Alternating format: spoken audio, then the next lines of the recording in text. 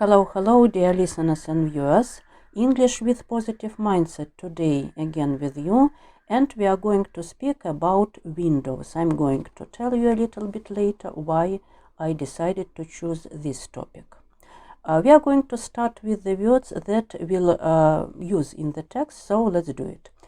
To cast, to make light or a shadow appear in a particular place. Glow, a steady light that is not too bright. So we can say casting a glow over something, for example, over the city. Bustle, to move around in a busy way or to hurry somebody in a particular direction. Hustle and bustle, we usually use this word speaking about the life in the city, busy and noisy activity. Demeanor, the way that somebody looks or behaves. We don't use this word very often. Carefree and careless. By the way, these are two different words. Carefree means having no worries or responsibilities. We can say he or she is happy and carefree. And careless means not giving enough attention and thought to what you are doing. So, for example, he was rather careless driver, that's why he had this accident. And hurtful, making you feel upset or offended. So you did or said something not very good. Yes? Okay. Pause the video, read all the meanings again.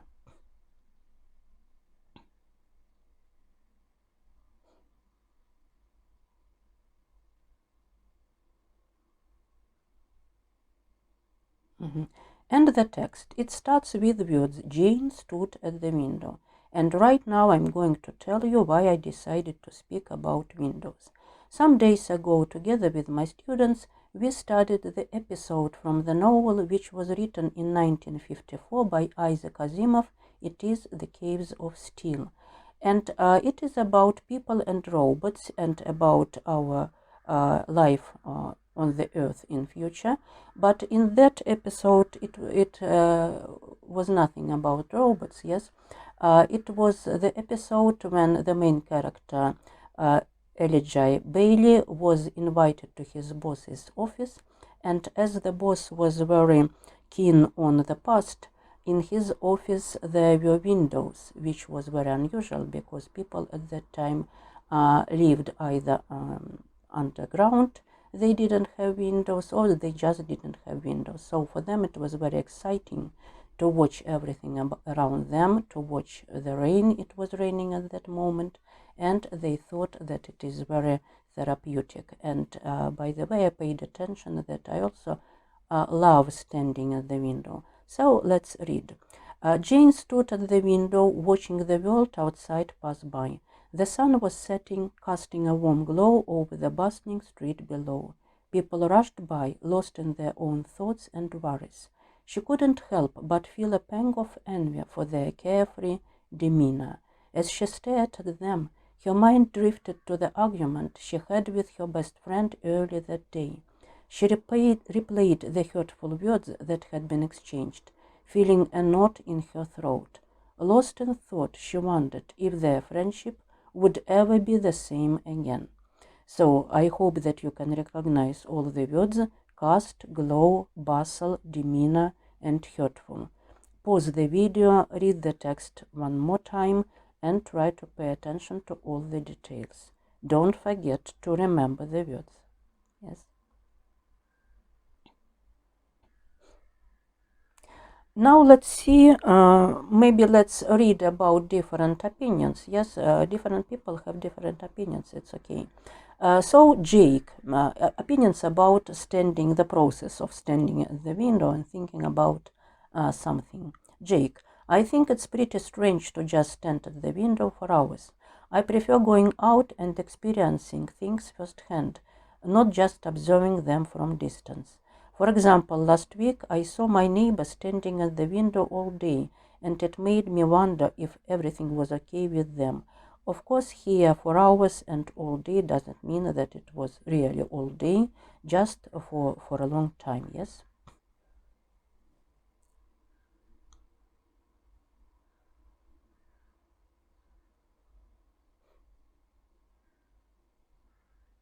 Sam, I'm not sure how I feel about standing at the window and watching. Sometimes I find it peaceful and reflective, but other times it feels isolating and lonely. Just yesterday I couldn't decide whether to join my friends outside or stay in and watch. So I ended up standing at the window feeling torn. So the person wasn't very pleased with his choice, yes? Okay. Sophie, whenever I stand at the window and watch, I can't help but feel overwhelmed with emotions. It's like I'm seeing the world moving on without me, and it makes me question my choices and where I'm headed for. For example, last night I stood at the window and saw a couple holding hands, and it brought back memories of a lost love that still haunts me. Holy. I love watching the world go by from my window. It's calming and helps me clear my mind. Last month I saw a beautiful rainbow after a storm while standing at the window, and it reminded me that even after tough times there can be moments of beauty and hope.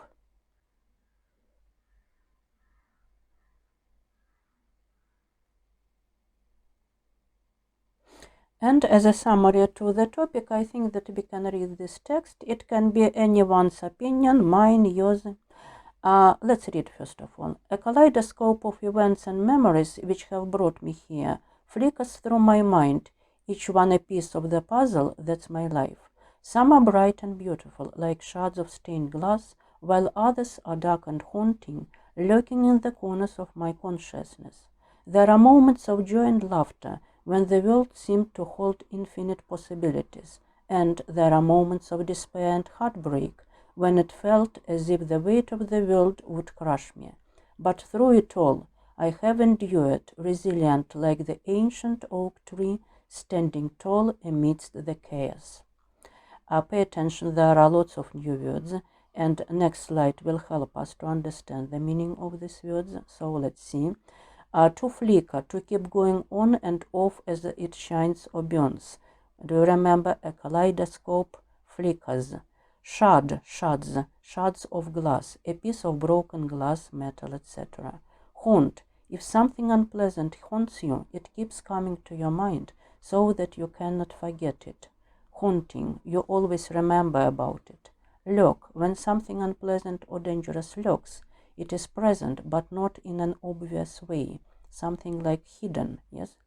Consciousness, the state of being able to use your senses and mental powers to understand what is happening. So when you can understand and realize what's happening around.